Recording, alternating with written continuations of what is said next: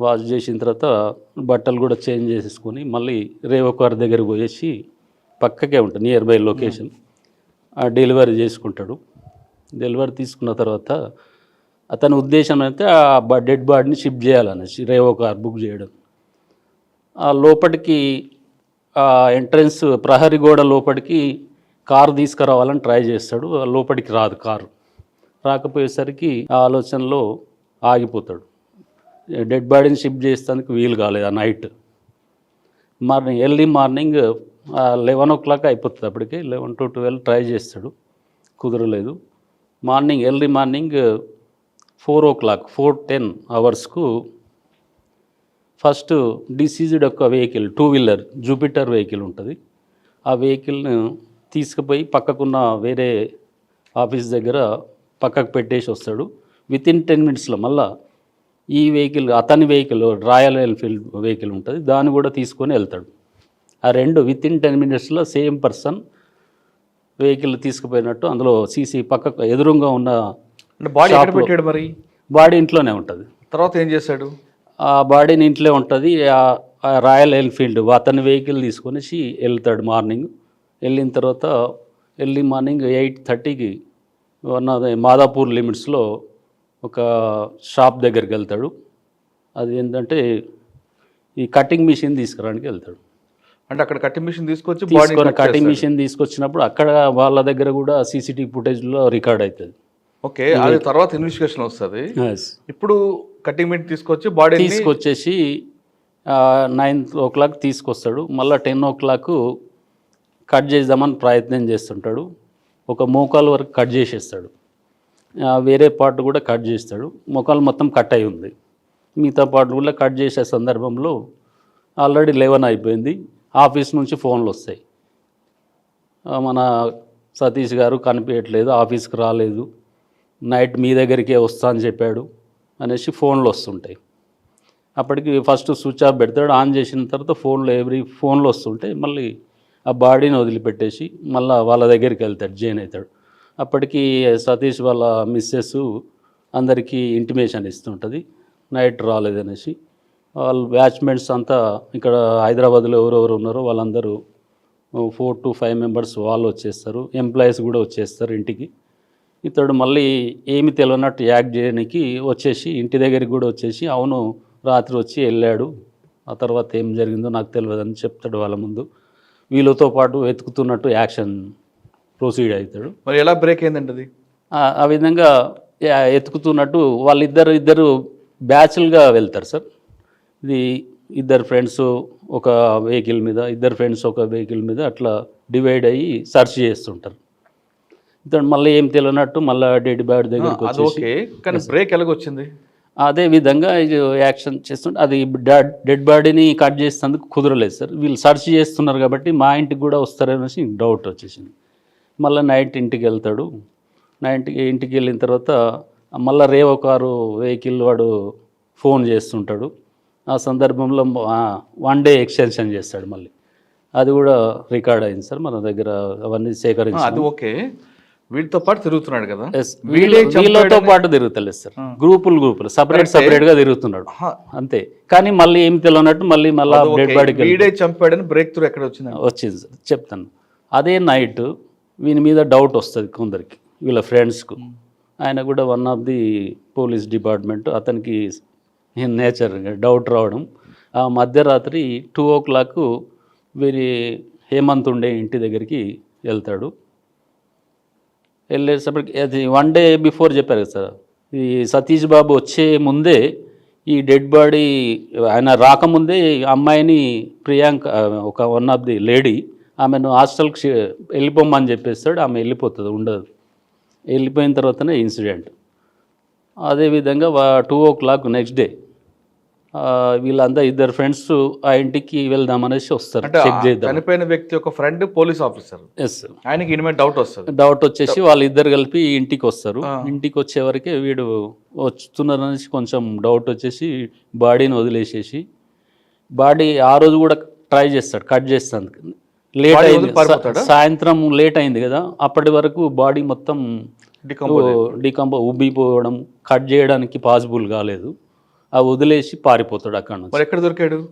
పారిపోయిన తర్వాత ఆ ఇంట్లో ఈ సతీష్ బాబు యొక్క ల్యాప్టాప్ అవన్నీ ఉంటాయి, అవన్నీ తీసేసి ఇంటి పరిసరాల్లో వెనక పొదలు ఉంటాయి. అదంతా ఓకే. ఆ పొదల్లో ఎక్కడ దొరికాడు అని అడుగుతున్నా.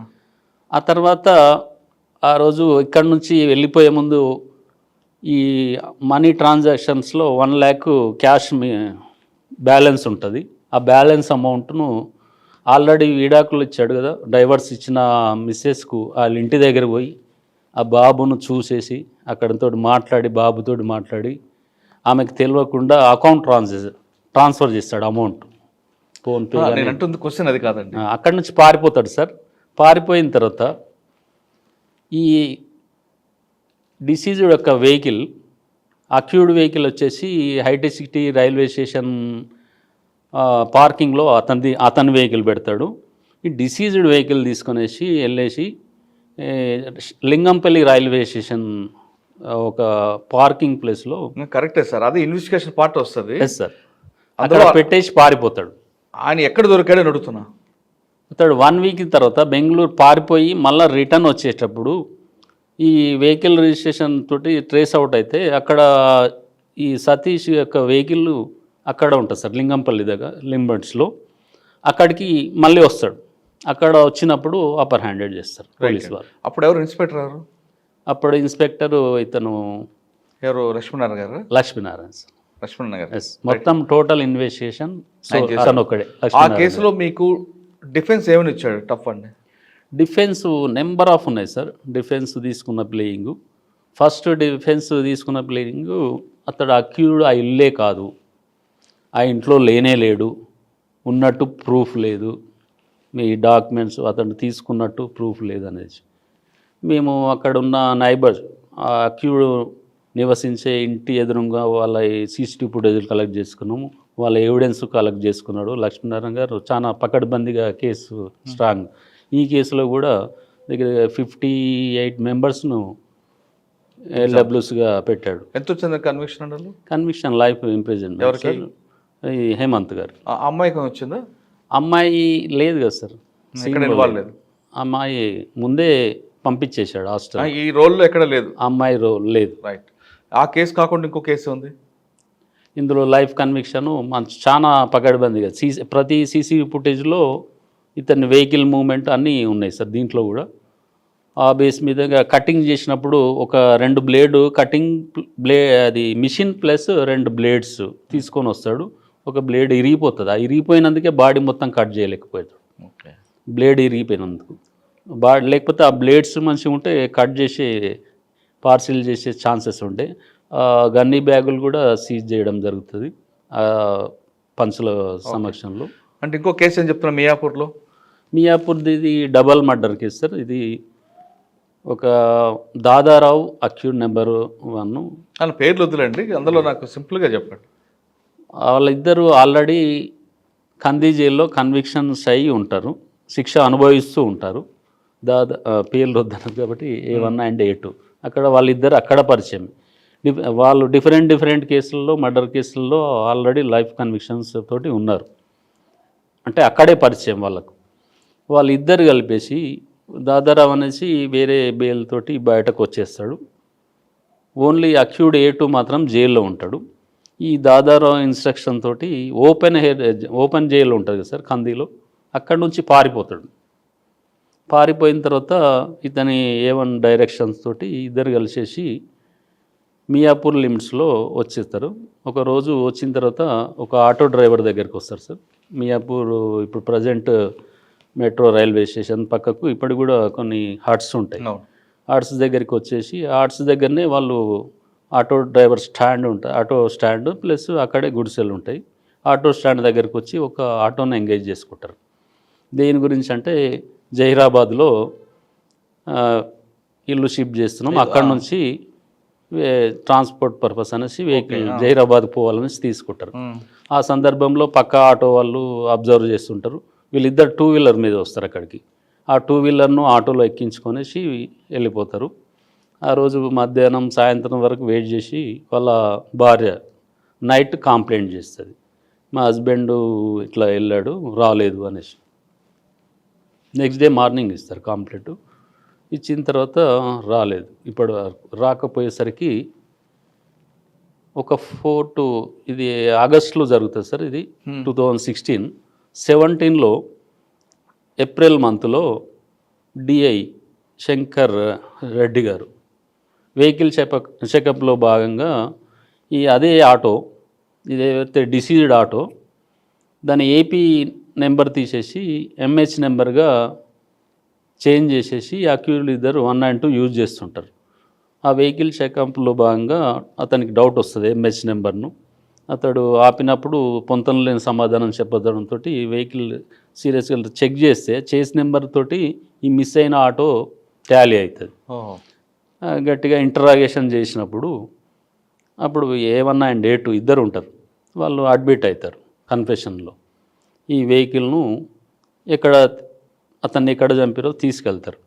అది తీసుకెళ్లే సందర్భంలో జహీరాబాద్కు ఒక 10 kilometers ముందు ఈ డిసీజ్ను తీసుకెళ్లే అంటే ఆటో ఎంగేజ్ చేసి ఆటో డ్రైవర్ను తీసుకొని, ఎందుకని డ్రైవర్ చెప్తారు వాళ్ళ అదే మొత్తం అదే సార్ వాళ్ళది రెగ్యులర్. అప్పటికే ఈ A2 మీద కూడా 8 మర్డర్ కేసుల్లో బుక్ చేసుకొని తీసుకెళ్ళేసి చంపి ఆటో అతన్ని ముందు బాగా తాగిస్తారు సార్. పోయే క్రమంలో ఒక ముందు విలేజ్ దగ్గర లిక్కర్ తీసేసుకొని అతనికి తాగించి, వీళ్ళు కొంచెం కొద్దిగా తాగి వాళ్ళకి ఎక్కువ తాగించిన తర్వాత అతను కూర్చొని తాగుతుంటారు. ఆ సందర్భంలో ఆటోలో ఒకటి తాడు ఉంటుంది, ప్లాస్టిక్ రోప్. ఆ రోప్ సాయంతో మెడకు బిగిస్తారు వెనక నుంచి.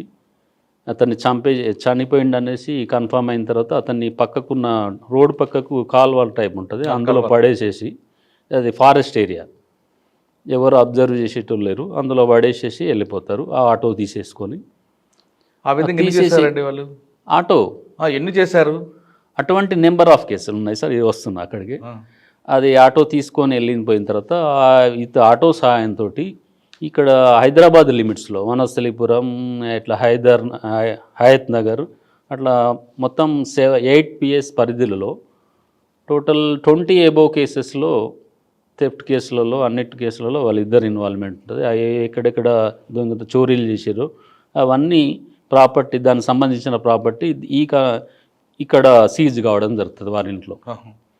దాంతోపాటు ఈ ఆటోను కూడా సీజ్ చేస్తారు. అక్కడ చేసిన ఇప్పుడు వీళ్ళు కన్ఫెషన్ ఇక్కడ అడ్మిట్ అయిన తర్వాత అక్కడ పోయేసరికి ఆ డెడ్ బాడీ ఓన్లీ డిసీజ్డ్ ధరించిన జీన్స్ ప్యాంట్ ఒకటి మాత్రమే ఉంటుంది. అక్కడ ఎముకలు ఉంటాయి అంతే, చెల్లా చెదురయ్యి ఎముకలు ఉంటాయి.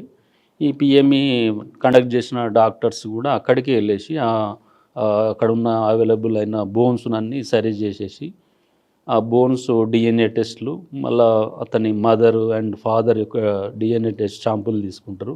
ఆ తర్వాత ఇన్వెస్టిగేషన్ భాగంలో టాలీ అవుతుంది. ఆ డెడ్ బాడీ కన్విక్షన్ అంటే అందులో కూడా లైఫ్ కన్విక్షన్ సార్. ఇద్దరికి లైఫ్ కన్విక్షన్.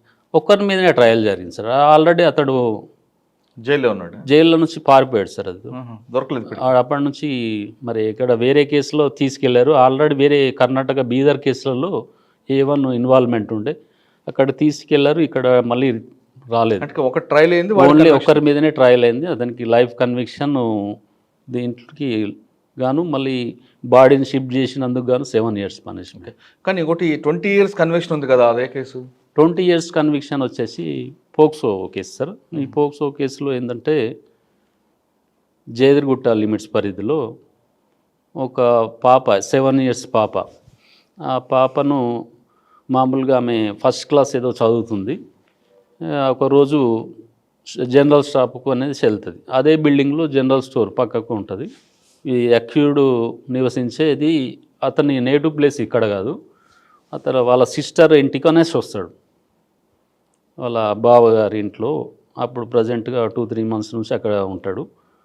ఈ అమ్మాయి వచ్చినప్పుడు ఆ అమ్మాయికి చాక్లెట్స్ ఆశ చూపించేసి ఆ అమ్మాయిని ఆ బిల్డింగ్లో వాళ్ళ సిస్టర్ వాళ్ళ ఇంట్లో బిల్డింగ్ పై టెర్రాస్ తీసుకెళ్ళేసి, టెర్రాస్ పైన వాటర్ ట్యాంక్ ఉంటుంది, వాటర్ ట్యాంక్ బ్యాక్ సైడ్ తీసుకెళ్ళి ఆ అమ్మాయిని రేప్ చేస్తాడు. ఆ రేప్ చేసినప్పుడు ఆ పక్కకున్న బిల్డింగ్ టెనాంట్స్ వాళ్ళు అబ్జర్వ్ చేస్తారు. చూసి ఇమ్మీడియట్గా అరుచుకుంటూ వీని దగ్గరికి వచ్చే వరకు వీడు పారిపోతాడు అక్కడి నుంచి. మార్నింగ్ అది ఇన్సిడెంట్ 11 సందర్భంలో అయింది. అది అయినప్పుడు అక్కడి నుంచి పారిపోయిన తర్వాత ఇమీడియట్గా వాళ్ళ మదర్ అక్కడికి వస్తుంది.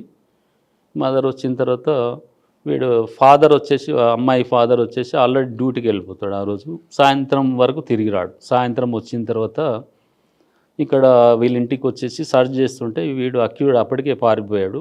మళ్ళీ నైట్ మళ్ళీ ఇంటికి రీచ్ అయినప్పుడు అక్కడ ఉన్న కాలనీ పీపుల్ అంతా గట్టిగా పట్టుకొని అతను దేహశుద్ధి చేస్తారు, బాగా కొట్టడం జరుగుతుంది.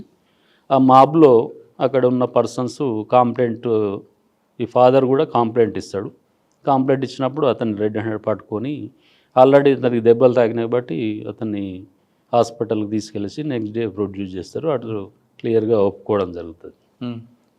ఆ కేసులో సాక్ష్యాధారాలు, ఆ టెనాట్స్, ఐ విట్నెస్, వాళ్ళు చూసిన వాళ్ళు, మెడికల్ ఎవిడెన్స్, అమ్మాయి అన్నీ బేస్ చేసుకుని మన కోర్టు పోక్సో జడ్జి గారు 20 years కన్విక్షన్, కళ్యాణ్ చక్రవర్తి గారు 20 years కన్విక్షన్ ఇవ్వడం జరిగింది. వాడేమన్నాడు అప్పుడు 20 years పడగానే? ఏమంటాడు సార్, తప్పించుకోవడానికి పరిస్థితి లేదు అక్కడ. ఈ పోక్సో యాక్ట్ ఏం చెప్తున్నది, అటెంప్ట్ చేసిన, అది ఫిజికల్ అసాల్ట్ అనేది జరగకుండా టచ్ చేస్తే కూడా పోక్సో యాక్ట్ క్లియర్గా చెప్తుంది. ఆ మెడికల్ ఎవిడెన్స్ క్లియర్గా ఉన్నది.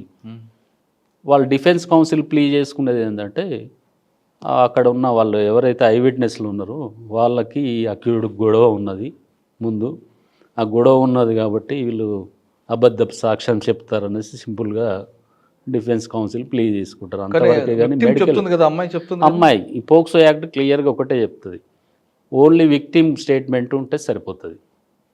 ఆ విక్టిమ్ స్టేట్మెంట్ బేస్ మీద లైఫ్ కంటే 20 years పనిష్మెంట్ వస్తుంది. కానీ అమ్మాయి వచ్చి ధైర్యంగా చెప్పేది 7 years పాప. 1 year తర్వాత immediately under trial చేయించినాం.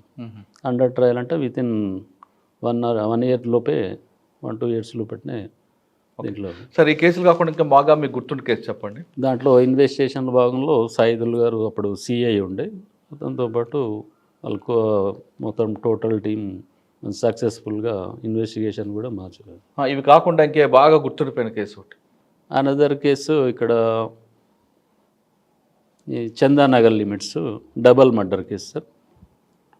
Double murder case ఇక్కడ గోపీనగర్ అనేసి ఒక ఉంది, రైల్వే స్టేషన్ నియర్ బై ఉంటుంది. ఆ గోపీనగర్లో ఒక ముస్లిం వికారాబాద్లో నుంచి ఇక్కడికి హైదరాబాద్కి రావడం జరుగుతుంది. అతనికి ఆల్రెడీ మ్యారేజ్ అయింది. మ్యారేజ్ అయిన తర్వాత వాళ్ళ భార్య, ముగ్గురు కొడుకులు పుట్టిన తర్వాత భార్య చనిపోతుంది. చనిపోయిన తర్వాత ఇంకొక ఆమెను, ఆల్రెడీ మ్యారీడ్ అయిన పర్సన్ లేడీని, ఆషాబీ అనే లేడీని ఆయన మళ్ళీ మ్యారేజ్ చేసుకుంటాడు. మ్యారేజ్